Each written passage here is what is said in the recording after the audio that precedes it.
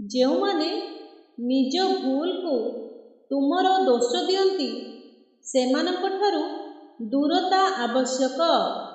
ଏହା କୌଣସି ଅପରାଧ ନୁହେଁ। ମାଧବ କୁହନ୍ତି, ଦୂରତା ପଛରେ ସବୁବେଳେ ଘୃଣା ନଥାଏ। କେବେ କେବେ ଅତ୍ୟଧିକ ଆଘାତ ପାଇଥିବା ମନର ଶେଷ ଚେଷ୍ଟା ଲୁଚିଥାଏ। ଜୀବନରେ ଆମେ କାହାକୁ ଦୂର କରୁନାହୁଁ, ସେମାନେ ନିଜେ ଏମିତି କରନ୍ତି ଯାହା ଦେଖି ଆମେ ଚୁପଚାପ ହଟିଯାଇଥାଉ। କିଛି ଲୋକ ଅଛନ୍ତି ନିଜ ଭୁଲକୁ କେବେ ସ୍ୱୀକାର କରନ୍ତି ନାହିଁ। ତୁମେ ସହଜ କଥା କହିଲେ ସୁଦ୍ଧା ତୁମକୁ ଦୋଷୀ ଅନୁଭବ କରାନ୍ତି। ତୁମର ସତ୍ୟକୁ ଅନାବଶ୍ୟକ ଭାବନ୍ତି।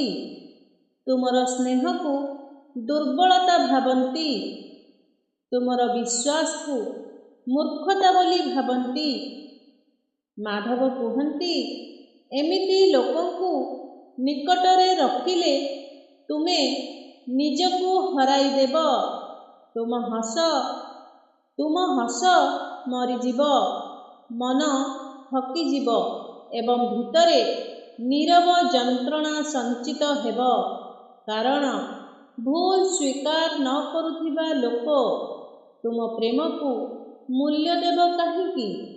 ଯେତେବେଳେ ବିଶ୍ୱାସ ବାରମ୍ବାର ଭାଙ୍ଗିଯାଏ, ମନ ରୁଷିଯାଏ, କିନ୍ତୁ ପୁଣି ବିଶ୍ୱାସ କରିବାର ଶକ୍ତି ଚୁପଚାପ ମରିଯାଏ। ଏବେ ଲୋକମାନେ ପଚାରନ୍ତି, ତୁମେ ଏତେ ଗମ୍ଭୀର ହେଲ କେମିତି?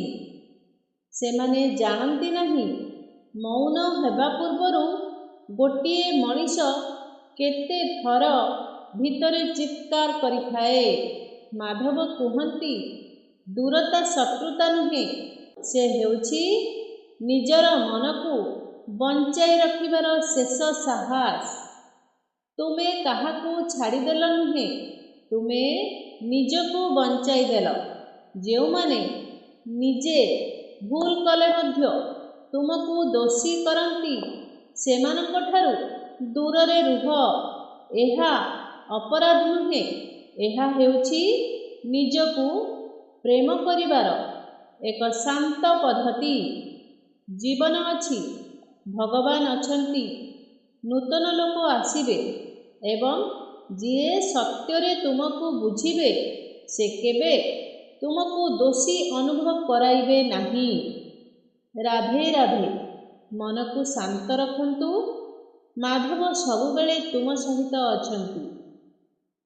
ଯଦି ଏହି ଭିଡ଼ିଓଟି ଭଲ ଲାଗିଥାଏ, ଭିଡ଼ିଓକୁ ଗୋଟେ ଲାଇକ୍ କରି ଚ୍ୟାନେଲକୁ ସବସ୍କ୍ରାଇବ୍ କରନ୍ତୁ ଏବଂ ଏହିପରି ନୂଆ ନୂଆ ଭିଡ଼ିଓ ଦେଖିବା ପାଇଁ ଆମ ଚ୍ୟାନେଲ ସହିତ ଯୋଡ଼ି ହୋଇ ରୁହନ୍ତୁ। ଧନ୍ୟବାଦ।